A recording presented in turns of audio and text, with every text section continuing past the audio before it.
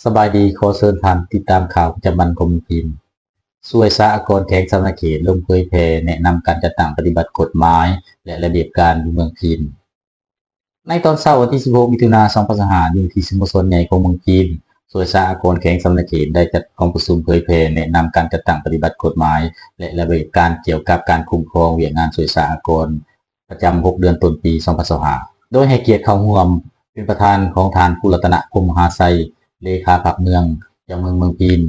มีทานบัวสอนศรีสุราษฎร์ห้องหัวหน้าส่วนสหกรณ์ประจำแขวงสะหนเขตมี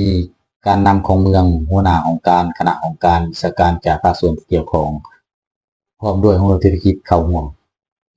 ในกองประชุมแมนได้รับฟังการเผยแพร่บรรดากฎหมายนิติกรรมกฎหมายและคำแนะนำวิธีจัดตั้งปฏิบัติตัวจริงเป็นต้นแมนกฎหมายว่าด้วยอากรมูลค่าเพิ่มฉบับเลขที่60/สพศลงวันที่28 มิถุนายน 2024ดำรัสว่าด้วยการคุ้มครองใบเก็บเงินคำสั่งว่าด้วยการห้ามพิมพ์จำหน่ายและนำใส่ใบเก็บเงินที่บ่ได้รับอนุญาตจากแขนงส่วนสหกรณ์แจ้งการของรัฐมนตรีกระทรวงการเงินเรื่องการคุ้มครองกวดกาสินค้าน้ำมันเสื้อไผ่และไอแก๊สคำแนะนำการจัดตั้งปฏิบัติแจ้งการเลขที่1626/กงลงวันที่30 พฤษภาคม 2019เรื่องการคุ้มครองกวดกาสินค้า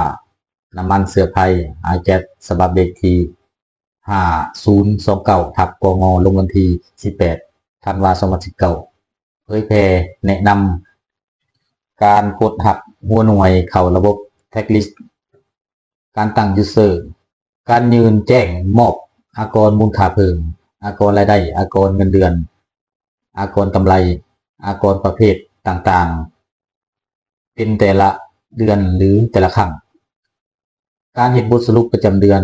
เผยแพร่แนะนำเบื้องต้นเกี่ยวกับการกวดกาไหลเวียงอากรสำหรับหัวหน่วยที่ถือบัญชีเผยแพร่แนะนำการเตรียมข้อมูลหัวหน่วยวิเคราะห์และ